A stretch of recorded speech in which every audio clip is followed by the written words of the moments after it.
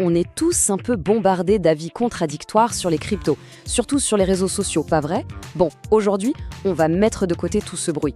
On va plutôt décortiquer la méthode d'un pro pour comprendre ce que les graphiques, eux, essayent vraiment de nous dire.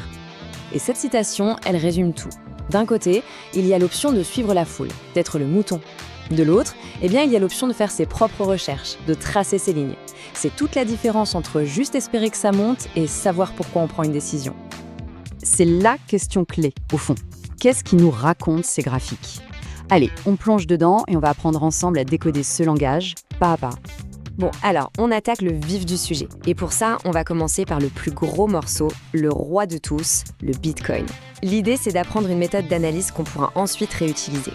En fait, l'approche d'un analyste est souvent très simple, mais hyper rigoureuse. C'est une méthode en 3 temps. D'abord, on identifie le plafond, la grosse résistance. Ensuite, on cherche le plancher, le support le plus proche. Et enfin, et c'est le plus important, on attend la confirmation. C'est cette discipline qui transforme un graphique un peu chaotique en une analyse claire de probabilité. Regardez bien cette ligne, c'est le fameux plafond.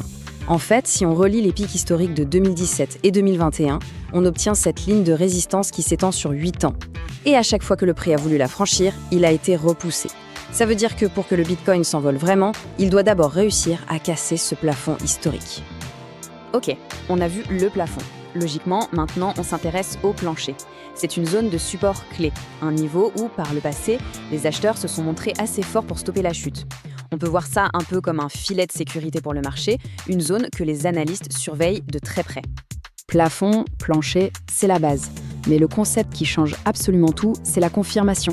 C'est ce qui sépare les amateurs qui se font piéger des pros. Parce que, attention, voir un prix qui franchit une ligne, ça ne suffit pas. C'est souvent là qu'est le piège. Et ça illustre parfaitement la différence. L'amateur, il voit le prix passer sous la ligne, il réagit tout de suite. Ses chances de réussite, à peine mieux qu'un pile ou face.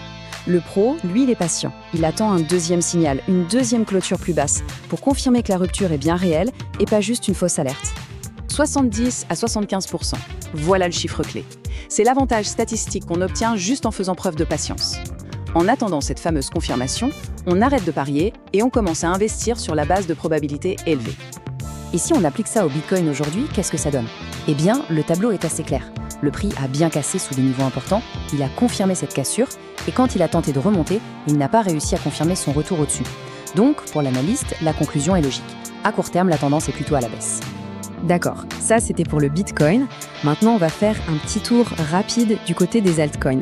Et vous allez voir, la logique qu'on vient de décrire s'applique exactement de la même manière. Mais juste avant, il y a une règle d'or à garder en tête. Plus un niveau de support est testé, plus il devient fragile. C'est un peu comme si on tapait sans arrêt au même endroit sur une vitre. Au début, ça tient, mais chaque coup la fragilise un peu plus. Et c'est ce qui se passe sur pas mal de graphiques en ce moment. Ce tableau nous donne une bonne vue d'ensemble.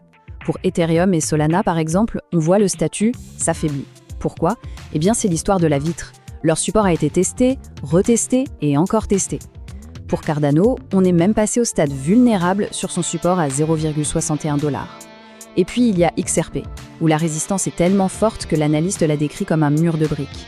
Le message est plutôt clair. Pour l'instant, c'est pas le moment de s'y aventurer.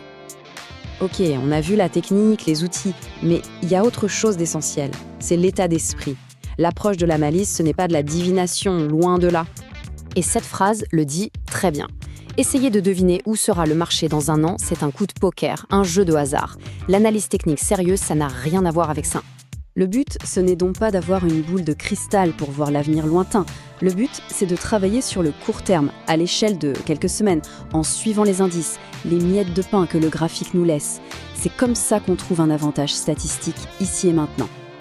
Pour résumer, la philosophie, elle tient en 3 points. D'abord, être réaliste, ni toujours optimiste, ni toujours pessimiste. Ensuite, toujours regarder la situation dans son ensemble, le plancher et le plafond. Et enfin, le but ultime de tout ça, utiliser les graphiques pour dénicher des opportunités où les probabilités jouent en notre faveur. Et on va finir là-dessus, avec une question. Au moment de prendre ses propres décisions, qu'est-ce qui guide vraiment le choix?